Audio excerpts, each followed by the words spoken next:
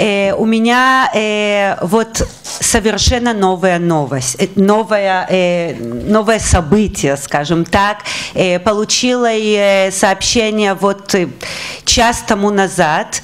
Министр туризма приезжает к нам в Россию на следующую неделю, 11 числа, и я думаю, что это знак. Это знак, так как Россия на сегодня является одной из главных направлений, откуда приезжают туристы в Израиль.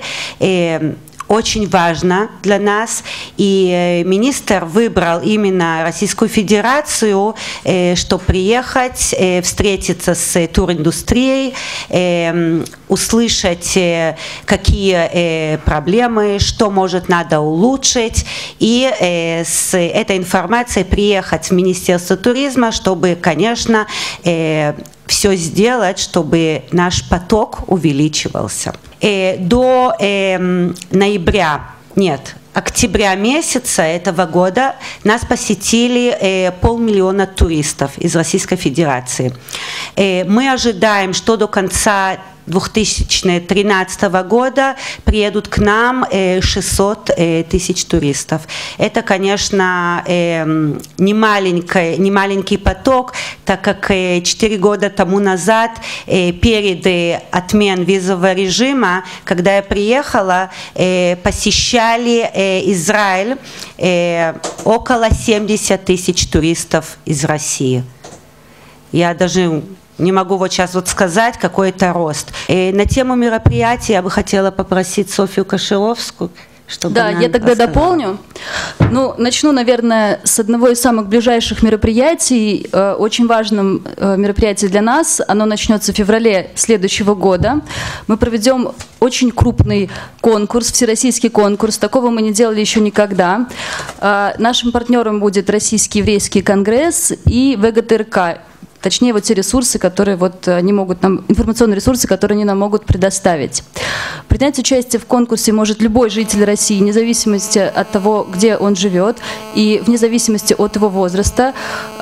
Нужно будет присылать нам свои эссе на тему «Почему я люблю Израиль», или какие-то рисунки, или какие-то фотоработы, или отвечать на вопросы викторины, и ожидается, что мы разыграем в течение следующего года порядка 100 путевок в Израиль. Ну и, конечно, кроме этого, в промежуточных этапах конкурса мы еще и разыграем какие-то вот такие вот другие приятные, ценные призы. К нам подошел Алекс Кагальский, он специалист по безопасности, и он вам все про это расскажет. Спасибо. Что касается безопасности туризма вообще в Израиле, скажем, такой пример. В старом городе, в Иерусалиме, ну, место наиболее посещаемое туристами, это там, где находятся религиозные святыни. В этом месте, 3 религий, в этом месте, скажем, сегодняшняя криминальная обстановка стремится к нулю, потому что там есть на территории чуть меньше, чем 1 квадратный километр, больше 360 камер видеонаблюдения, выведенных на центральный пульт. Есть операторы, есть наряды полиции, которыми руководят эти операторы. В общем, что-нибудь совершить и скрыться там практически невозможно. На сегодняшний день уже опыт это показал, и поэтому даже те, у кого есть криминальные или террористические намерения, они уже даже не пытаются, потому что знают, что это бесполезно именно в стенах старого города. Что касается поездок по пустыне, то у нас человек может себя чувствовать в безопасности в любой точке. Не обязательно именно в стенах старого города, в том числе и в пустыне, в том числе на морском побережье. Кстати, для примера мы говорили про Эйлат. В Эйлате специально создано, я думаю, что это такое ноу-хау, отряд туристической полиции, в который набраны сотрудники, знающие обязательное требование, чтобы попасть в этот отряд, знать как минимум один иностранный язык.